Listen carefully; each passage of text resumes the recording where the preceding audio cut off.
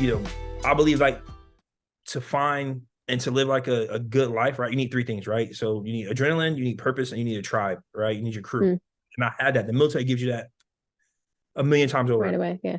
And so I had a fear back like December as I was getting close to getting out. Like I was in a really bad spot because I had already had a job. I was started working for a company writing software, but I still had this fear of like getting out, not because I was afraid of like you can put me anywhere on this planet, I'll make money. Like that's Hmm. not making money is nothing to me, right? Like, but I realized that I was going to lose that adrenaline, right? I was going to lose my tribe, right? And I felt like I was going to lose my purpose. So I was in a really rough spot. And one of my buddies, man, James, like I don't know if he felt it or he has a knack for this, right? And so he reached out one day and was like, "Hey, you want to go for coffee?"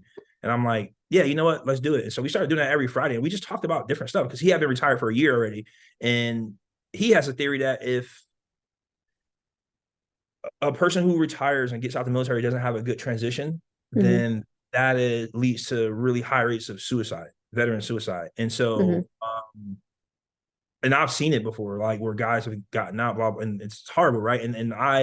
I'll admit like that had James had not called me and I not started going and talking about him, talking to him and doing those like Friday morning coffees, I couldn't tell you where I'd be today, right? Because Yeah. I was really, really good at math, right? Like, what that spawned to is, which I think made my transition great, because like I said, we started doing coffees right before I got out, and James kind of eased some of that pain, like and some of those fears, right? Like, hey man, like you Mm. still got a crew out here, right? We just got to figure out how to connect. And so what that led into was James asking like, hey, you think other people will like this?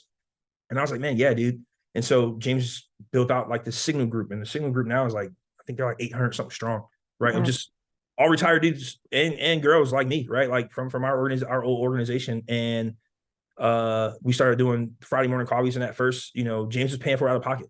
He would rent Wow. a spot downtown, and we would just go there, and people would just share stories and be with like-minded individuals. And then the people who couldn't be there in person because they don't live there, or they have the time to get off on Fridays, we would share all that information in the Signal group. And so then James came up with an idea. He was like, "Hey, Signal is cool, but um, what he was like, what happens is somebody put out some information, like somebody put out a question, like, "Hey, I'm about to retire, I need help." People will answer it, but then like a day later, somebody will retire, and there's like another 100 messages of Yeah. congratulations, right? Nobody's fault, just that stuff gets lost in the noise. And so he comes to me and he's like, "Hey, dude, I know you're a super nerd. Like, can we make something that's better than this?" And so I was like, "Yeah, we could." And so we ended up making Epsilon, which is essentially a private social media platform for unit members. Yeah. And we call it a digital compound because again, when you're in, you're taken care of, like you got everything. And now we wish we could do that like physically, but we can't. So the next best thing is to do it digitally. My whole point of all this is that right there gave me back my purpose, right? Yeah. And the fact that I'm releasing a app that all my former colleagues can judge Yes. and whatever, right? So they get that adrenaline, right? And I got my tribe back, right? Yeah. Like I don't see these guys every day, but I can check the app anytime I want. And it's something I gave back to them, right? So I feel Hmm. really good about that. So my transition has been, it could have went worse, but because I had good friends and people who were going through, and then the more I talk to guys, like we're all going through the same stuff. Yeah. Like it goes back to what I said in the beginning. Everybody's just living their life, and we're all going through the same exact Yeah. stuff.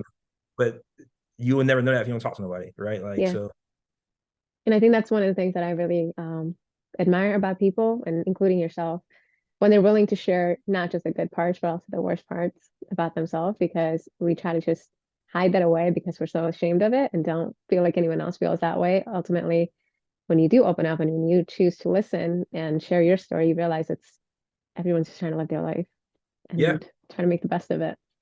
I tell people all the time, like, yeah, it'd be really cool to like for you to see all the highlight reels of my life, but to make me feel more Got it. comfortable, I'd rather tell you about the bloopers. Right?